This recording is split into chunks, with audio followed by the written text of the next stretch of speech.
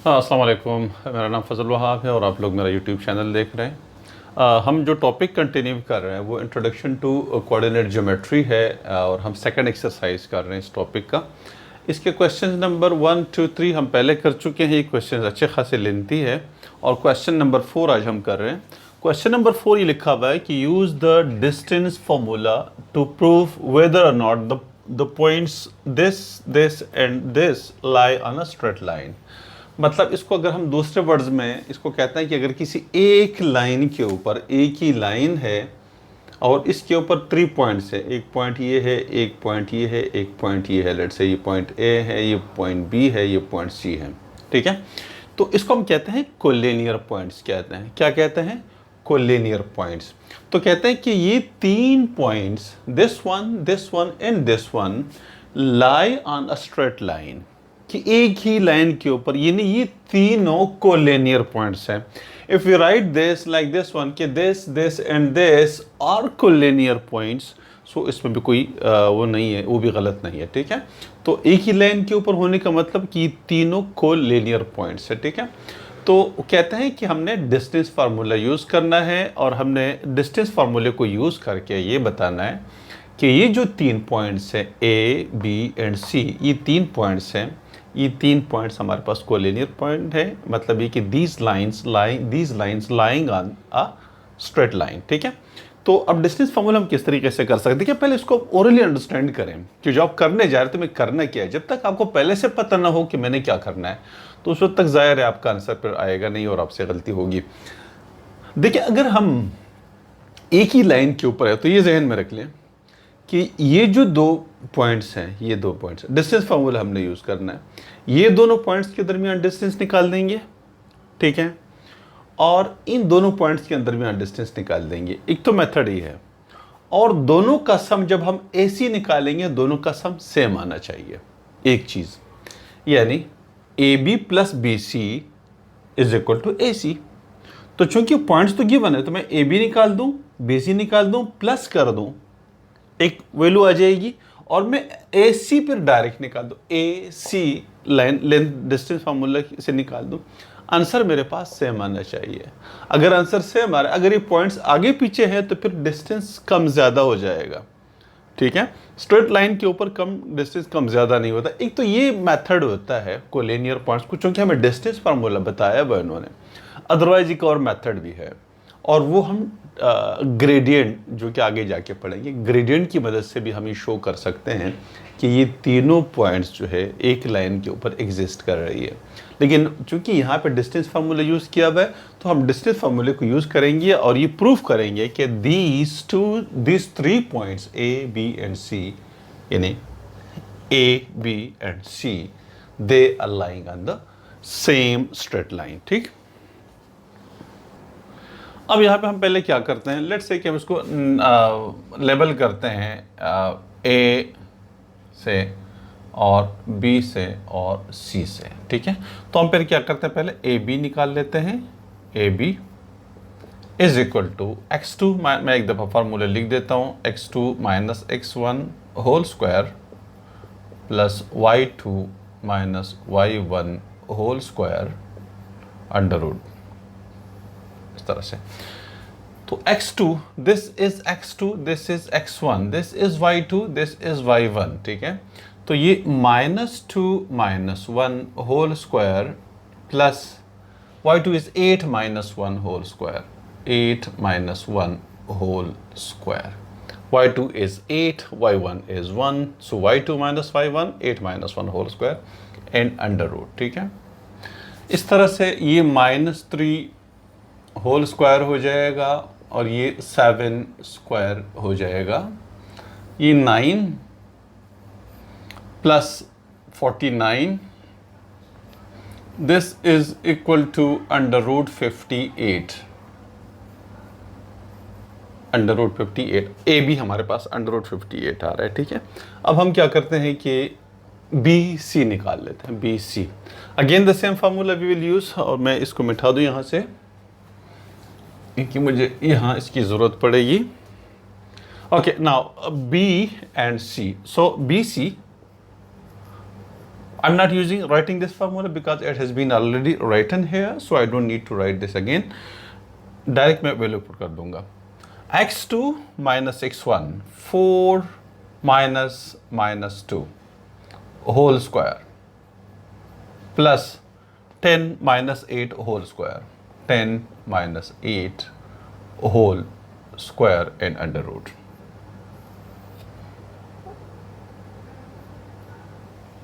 Okay, 4 plus 2, 4 minus plus 4 plus 2 is 6.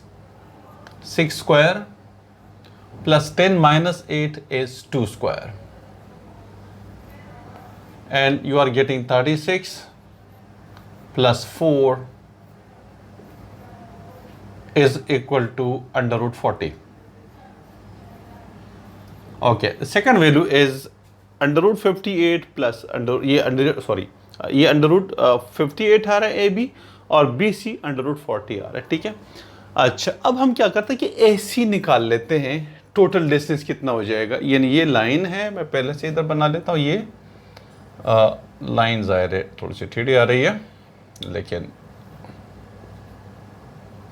ये let's say आपके पास point A है, ये पॉइंट बी है, दिस इज पॉइंट सी. अब ये ए बी मैंने निकाला और बी सी निकाला. ठीक है, और इनको प्लस कर देता हूँ मैं पहले, चले, उसके बाद फिर ए सी निकाल देते हैं. तो A C is equal to A B plus B C plus B C. तो A C is equal to under root 58 plus under root 40. चले, इसको मेरा ख्याल है कि सॉल्व करना पड़ेगा. ओके, तो अगर हम इसको सॉल्व करें, ऐड कर दें इन दोनों को, इसको हम अगर रेडिकल वैल्यू से निकाल के यहाँ पे यूँ लगा दें कि अंडर रूट 58 जो हमारे पास आ रहा है, लेट्स से कि पॉइंट्स में लगा देते हैं, क्योंकि बाद में फिर जब दूसरा आंसर हम निकालेंगे तो ये 58 हमारे पास आ रहा है, 7.6 में लगा देता हूँ. ये 7.6 हो जाएगा प्लस अंडर रूट 40 जो हमारे पास आ रहा है, दैट इज समथिंग लाइक 6.32, 6.3 और 6.33 लगा दें. सही है, दोनों को प्लस कर देते हैं. अब यहाँ से इसको मिटाना पड़ेगा. तो जो ए सी हमारे पास आ रहा है, ए सी इज इक्वल टू ये 7.6, बल्कि ये 58 और प्लस अंडर रूट 40.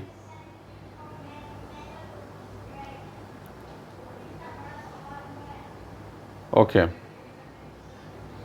ये 13.94 आ जाएगा. 13.94 एक्चुअल वैल्यू हमारे पास इसकी AC की आ गई. अब हम ये देखते हैं कि डिस्टेंस फार्मूले से AC की वैल्यू निकाल लेते हैं. ये आपके पास पॉइंट A है, ये B है, AC. ठीक है, value of AC by distance formula एक और फॉर्म. अब AC इज इक्वल टू, मैं डिस्टेंस फार्मूला लगा देता हूँ, minus x1 whole square plus y2 minus y1 whole square, और ये अंडर रूट आ जाएगा. ठीक है, यहाँ से इसको मिटा दीजिएगा,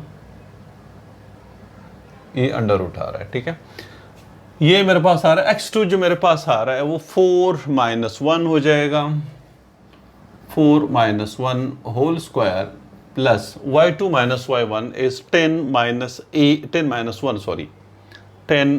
1 होल स्क्वायर हो जाएगा. 4 minus 1 whole square and 10 minus 1 whole square. 10 minus 1 whole square in under root. 4 minus 1 is 3 square हो जाएगा, plus 10 minus 1 is 9 square हो जाएगा. 3 3 is 9 plus 9 9 is 81. It is under root 90 हो जाएगा. जो AC की वैल्यू आ रही है अंडर रूट 90.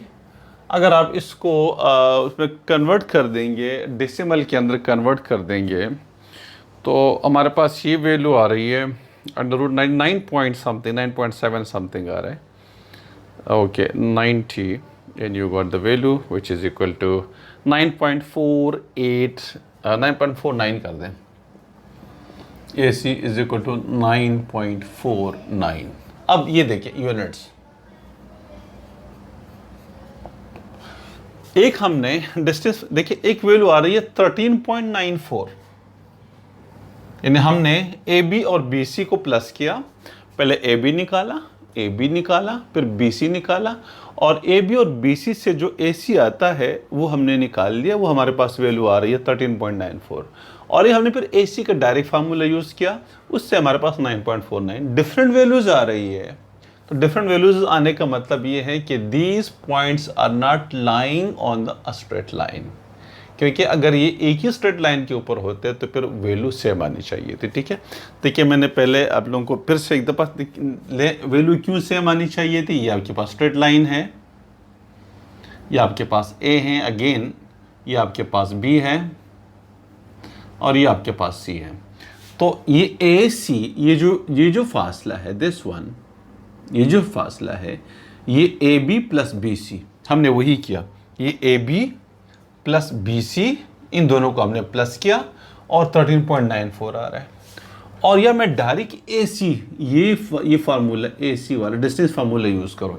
ये दो पॉइंट्स ले लो, इसको दरमियान से हटा दो, एक पॉइंट ये ले लो सी, और एक पॉइंट ये ए ले लो, और ए सी ये वाला फार्मूला यूज़ कर दो इसके ऊपर, जैसे मैंने ये वाला फार्मूला यूज़ किया हुआ है. तो चीज़ तो वही है, यानी A B plus B C ही है, तो आंसर यही आना चाहिए अगर एक ही लाइन के ऊपर है. लेकिन अगर आंसर डिफरेंट आ रहा है, दैट मीन्स कि ये तीनों पॉइंट्स एक ही स्ट्रेट लाइन के ऊपर मौजूद नहीं है. ठीक है, तो ये था क्वेश्चन नंबर 4 हमारा. ठीक है, ओके जनाब, ये क्वेश्चन नंबर 5 है. फाइंड के given that the point 2 and K is equidistant from 3 and 7 and 9 1. मतलब ये जो पॉइंट है 2K, जिसका x कोऑर्डिनेट 2 है, y कोऑर्डिनेट आपके पास K है, कहते हैं आपने K की वैल्यू मालूम करनी है. ये पॉइंट इस पॉइंट से और इस पॉइंट से सेम डिस्टेंस के ऊपर है. ठीक है, यानी अगर मैं इसको A का नाम दे दूं, सॉरी, इसको अगर मैं कोई x का नाम दे दूं लेट्स से, और ये आपके पास पॉइंट A है, ये पॉइंट B है, सपोज करें, तो ax is equal to bx, ये कह रहे हैं. यानी ये मेरे पास एक पॉइंट A है, लेट्स से ये पॉइंट A है, ये पॉइंट मेरे पास पॉइंट B है, सपोज करें पॉइंट B है, और एक पॉइंट है ये मेरे पास पॉइंट X है. इसके जो कोऑर्डिनेट्स है वो 2K है, इसके कोऑर्डिनेट्स जो है वो A के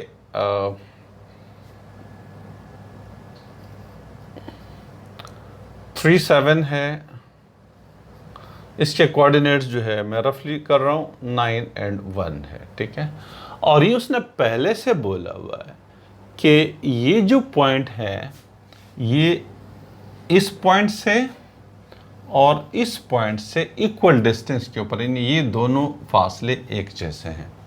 तो अब तो बिल्कुल सिंपल है, कोई प्रॉब्लम नहीं. हम ax निकाल लेते हैं by using distance formula. You will find the answer in the form of k. There will be k in that answer. Okay, and again you are going to find out the length of bx, and you will have the answer which include k, जिसके अंदर k शामिल होगा. ठीक है, अब चूंकि ये दोनों बराबर है तो we will compare both of the answers and you will find the value of k. Let's do it. For example, ax है, solution जो है ax, पहले मैं ये निकाल लेता हूँ by using distance formula. तो x2 minus x1 is 2 minus 3 whole square plus y2 minus y1 is k minus 7 whole square under root. Okay, as it's x2, it's x1, so 2 minus 3 whole square, x2 minus x1 whole square, that will become 2 minus 3 whole square, and y2 minus y1 is k minus 7 whole square under root. This is the distance formula. by which we can find out the length between point X and A. Now we are getting the answer 2 minus 3 is minus 1 whole square plus, okay, now expand this formula, it's A minus B whole square formula. It is A square, the formula is A square is K square minus 2AB, 2AB is 7 plus B square is 7 square, ठीक है। तो ये हमारे पास formula इस तरीके से आ जाएगा। Now 1 का स्क्वायर 1 आ जाएगा प्लस के स्क्वायर माइनस 2 7 is 14 के plus 7 7 is 49, okay, and it's under root. Now k square minus 14k, 49 plus 1 is 50 plus 50 under root. Okay, now this is the final answer because we can't find out the square root of this one. The reason is because there are some things that are aiding and subtracting to each other, so we cannot find out the square root of this one. So we will leave this in this form here. So ax, you got this one is the value of ax. Okay, now we need to find out the value of bx, okay, by using distance formula. Now I have to remove this one because I don't have the space for solution. So bx is, it is b and the x is this one. So bx is 2 minus 9 whole square, bx 2 minus 9 whole square plus k minus 1 whole square, k minus 1 whole square under root. Okay. Okay, now 2 minus 9 is minus 7 whole square, and again it's a formula a minus b whole square. By expanding this formula we will get a square, k square minus 2 a b is 1 plus b square is 1 square. Okay, now you will get 49 from this one minus 7 whole square plus k square minus 2k plus 1, so under root. Here is k square minus 2k, 49 plus 1 is plus 50 under root. अब हमने करना ये है because we know this that ax is equal to bx. ये कहा हुआ था उन्होंने कि पॉइंट जो x है वो a और b से सेम डिस्टेंस पे है, यानी ax का जो डिस्टेंस आएगा और bx जो कि ऑलरेडी मैंने डायग्राम से शो किया था आप लोगों को वो इक्वल है। तो इसका मतलब कि this length is equal to this length. As we know, मैं इधर से स्टार्ट ले लेता हूँ।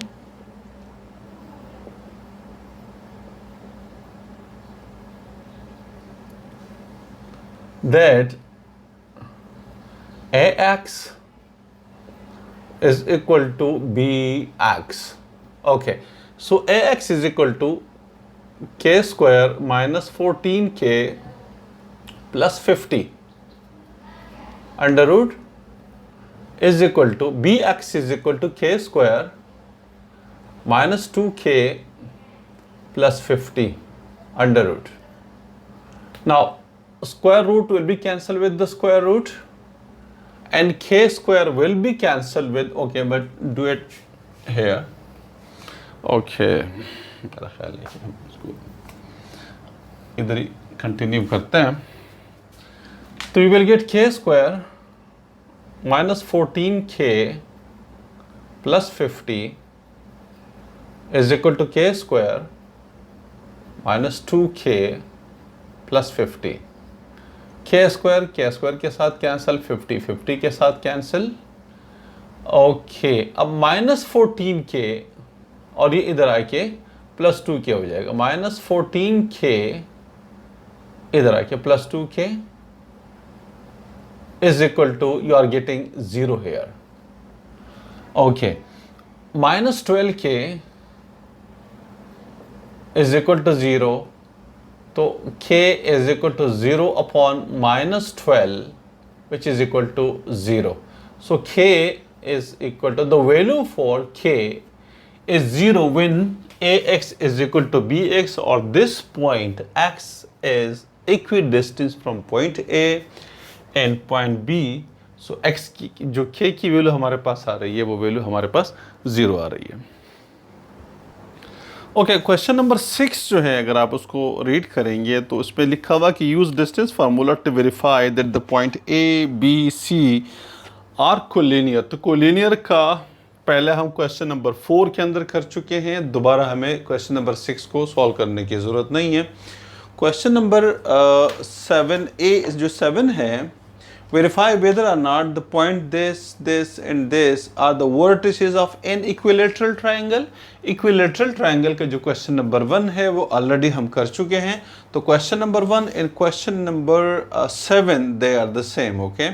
Question number 8, show that the point this A, B, C and D are the vertices of a rectangle, find the length of its diagonal, are they equal। ये तकरीबन square की तरह है, स्क्वायर में फ़र्क ये है, और इसमें मैं थोड़ा सा क्वेश्चन सॉल्व नहीं करवाऊंगा क्योंकि बिल्कुल सेम है और स्क्वायर हम कर चुके हैं, तो रेक्टेंगल और स्क्वायर में थोड़ा सा डिफरेंस है, मैं आपको बता देता हूँ, बाकी जो है आप उसको खुद कर लीजिएगा।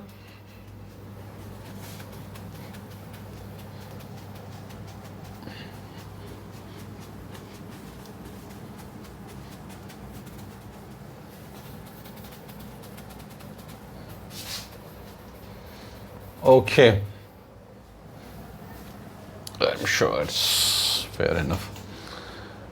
Okay, देखिए रेक्टेंगल में स्क्वायर में फ़र्क ये आ रहा है, ये मिसाल के तौर पे आपके पास एक स्क्वायर है और ये आपके पास एक रेक्टेंगल है। स्क्वायर में हमने प्रूफ ये करना था कि ये चारों साइड आपके पास इक्वल हो। नंबर फर्स्ट थिंग ये था कि चारों साइड इक्वल होना चाहिए। दूसरा ये करना था कि कोई एक एंगल आपने, मतलब क्योंकि चारों एंगल 90 डिग्री के हैं, तो कोई एक एंगल भी अगर आप मालूम कर लेते हैं कि 90 डिग्री का है तो आपके पास वो प्रूफ हो जाएगा। तो अब आप क्या करते हैं कि भाई ये जो आपके पास लेंथ डिस्टेंस फार्मूला यूज़ करके फिर आप ये पहले निकाल लेते हैं, ये जो डायगोनल है ये निकाल लेते हैं, और फिर क्या करते हैं पाइथागोरस थ्योरम अप्लाई करके इन दोनों के ऊपर पाइथागोरस थ्योरम अप्लाई करके इसका लेंथ निकाल लेते हैं। ये जो लेंथ आपके पास आ रही है, ये दो तरीक़ों से आप निकालते हैं। एक डिस्टेंस फार्मूला से, लेट्स से आपके पास ये ए है, ये बी है, ये सी है, ये डी है, तो आप ए सी निकालते हैं by using distance formula. A C using any x2 minus x1 whole square plus y2 minus y1 whole square under root. एक आप इस मेथड से इसको निकाल लेते हैं, ये डिस्टेंस ए सी निकालते हैं, और दूसरा पाइथागोरस थ्योरम से A B square plus B C square is equal to A C square. अगर दोनों सूरतों में लेंथ सेम आ रही है तो जाहिर है ये एक राइट एंगल ट्राइंगल बन रहा है यहाँ पे, ये वाला।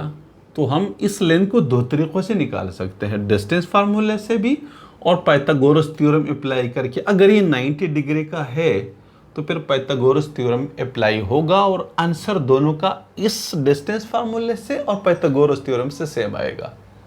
तो अगर ये दोनों चीज़ें सेम आंसर आता है तो इसका मतलब ये कि एक स्क्वायर है।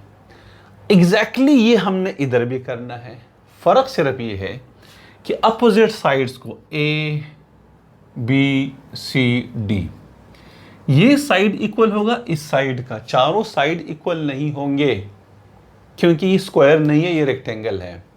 इसमें अपोजिट साइड्स इक्वल होंगे। This A D will be equal to B C. आप पहले ए डी निकाल लेंगे, बी सी निकाल लेंगे। अगर A D B C equal है और ए बी और सी डी इक्वल है तो एक चीज़ आपने प्रूफ कर दी कि ये रेक्टेंगल के साइड हो सकते हैं। एक स्टेप आपने कवर किया, अब एक स्टेप और भी रहता है, क्योंकि इस तरह से चारों अपोजिट साइड्स बराबर करने से हम एक पैरेललोग्राम भी कर सकते हैं। ये एक पैरेललोग्राम है, इसमें ये साइड इक्वल है, ये साइड इक्वल है, ये रेक्टेंगल नहीं है। तो अपोजिट साइड्स बराबर होने से ये कंप्लीटली कंफर्म नहीं होता कि ये रेक्टेंगल है। हमें अब ये भी प्रूफ करना है कि ये, क्योंकि इसमें ये एंगल जो है वो 90 का नहीं होता, ये एंगल 90 का नहीं है, ये एंगल 90 का नहीं है, इसमें कोई भी एंगल 90 का नहीं होता पैरेललोग्राम के अंदर, ठीक है। लेकिन जो रेक्टेंगल होता है उसमें चारों एंगल्स बिल्कुल स्क्वायर की तरह 90 डिग्री, तो फ़र्क सिर्फ इतना ही आ रहा है। बाकी ये एंगल 90 का है, ये हमने एग्जैक्टली ये रूल्स जहाँ पे हमने अप्लाई किए, ये रूल्स पाइथागोरस थ्योरम का और डिस्टेंस फार्मूले का हम यहाँ पर भी यूज़ करेंगे। लेकिन इसमें सिर्फ फ़र्क यह था कि हमने इसमें चारों साइड की लेंथ इक्वल बराबर करनी थी और उसमें अपोजिट साइड्स की लेंथ जो है बराबर प्रूफ करना था, ठीक है।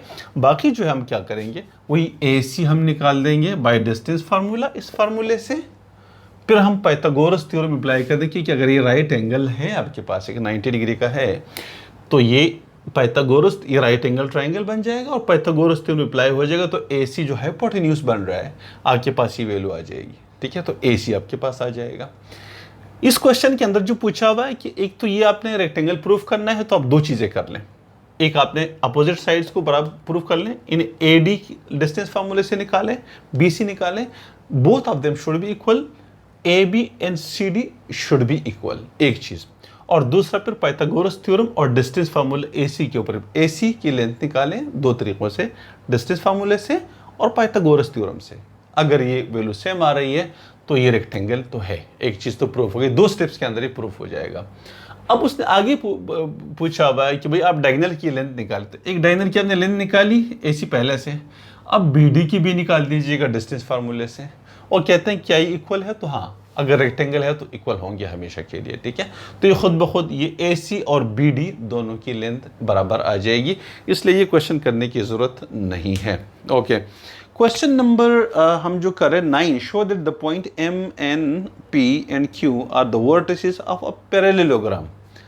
पैरेललोग्राम में क्या करना होता है, ये चीज़ ध्यान में रख लें कि पैरेललोग्राम अगर है आपके पास, तो ये साइड और ये साइड इक्वल होंगे, ये साइड और ये साइड इक्वल होंगे, और ये चारों साइड भी इक्वल हो सकते हैं, इसलिए कि पैरेललोग्राम दोनों तरह से हो सकता है।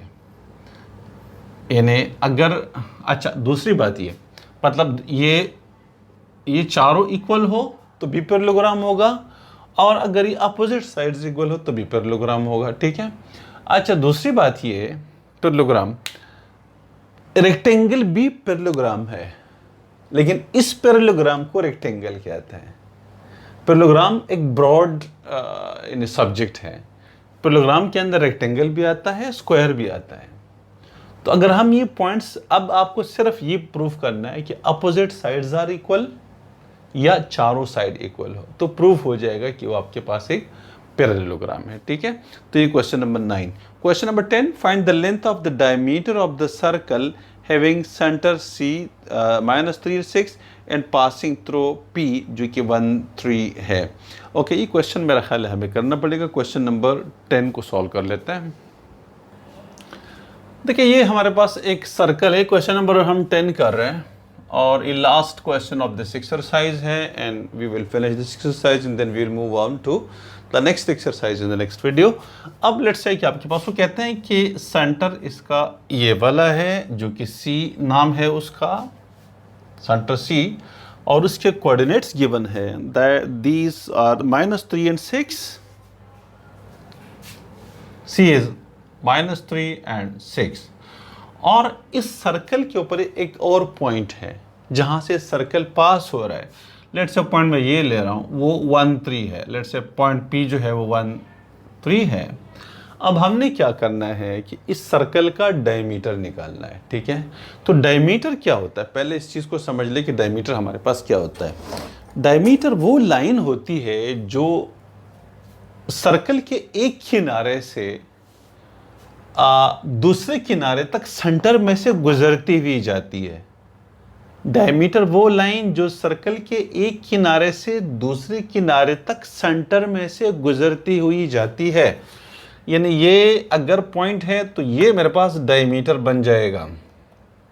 Okay, this is the diameter of this circle, ये मेरे पास इसका डायमीटर आ जाएगा। ओह सॉरी, मैंने स्केल के ऊपर लाइन खींची।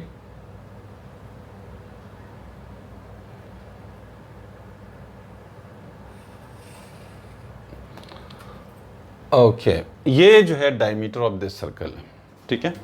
तो अब इसको ज़रा अंडरस्टैंड करें कि हम लेंथ ऑफ द डायमीटर हम कैसे निकाल सकते हैं। किसी भी एक सर्कल के रेडियस की जो लेंथ होती है वो वैसे मिलियन ऑफ रेडियस होते हैं।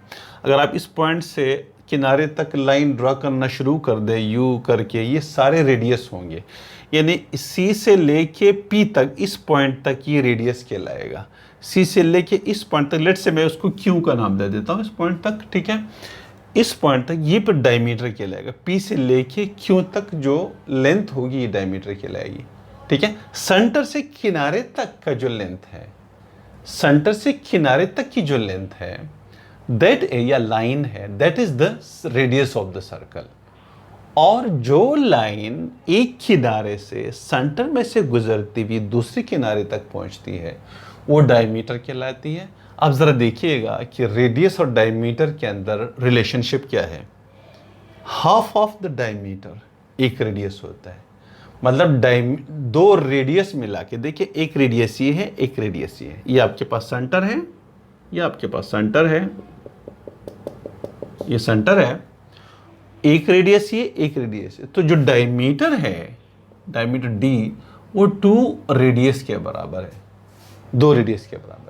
तो हम क्या करते हैं कि एक रेडियस की लेंथ हम निकाल सकते हैं, पी सी की वैल्यू हम निकाल सकते हैं बाय यूजिंग डिस्टेंस फार्मूला, क्योंकि सी के कोऑर्डिनेट्स भी गिवन है और पी के कोऑर्डिनेट्स, ये जो पॉइंट पी है ये वाला, इसके कोऑर्डिनेट्स भी गिवन है। तो हम लेंथ फार्मूले से इसकी ये लेंथ निकाल लेते हैं और फिर 2 से मल्टीप्लाई कर देंगे, डायमीटर आ जाएगा। ज़रा देख लीजिएगा, पी सी मेरे पास जो लेंथ आएगी, formula x2 minus x1 whole square plus y2 minus y1 whole square, और ये अंडर रूट आ जाएगा। इस तरह से x2 is 3 minus 3 whole square हो जाएगा, 3 minus minus 3 whole square plus y2 is 1, sorry ये x जो है यहाँ पे 1 है और इधर x1 है, तो 1 माइनस माइनस 3 हो जाएगा, और प्लस 3 माइनस 6 होल स्क्वायर, और ये अंडर रूट आ जाएगा। इस तरह से ये 1 प्लस 3 हो जाएगा whole square plus 3 minus 6 is minus 3 whole square, under root हमारे पास आ जाएगा। इस तरह से ये 4 स्क्वायर हो जाएगा प्लस 3 स्क्वायर हो जाएगा, under root 16 plus 9 is 25, 16 plus 9 under root, and you will get 25 under root. So PC is equal to length of PC जो कि रेडियस के बराबर है, is equal to 5 units. We don't know कि वो centimetre में है या मीटर में है या मिलीमीटर में है, हमें पता नहीं उस चीज़ के बारे में। तो 5 यूनिट्स आ रहा है। ये हमारे पास एक्चुअली रेडियस आ रहा है, r is equal to 5 units, क्योंकि हमने ये PC है that is equal to radius. अब diameter is equal to 2 multiplied by radius, ठीक है। तो डायमीटर हो जाएगा 2 मल्टीप्लाइड बाय 5 यूनिट्स, 2 5 10 यूनिट्स। तो ये आपके पास जो है डायमीटर की लेंथ आ गई, और इस तरह से एक्सरसाइज हमारी ख़त्म हो गई। नेक्स्ट एक्सरसाइज हम इंशाल्लाह नेक्स्ट वीडियो के अंदर हम कंटिन्यू करेंगे, ठीक।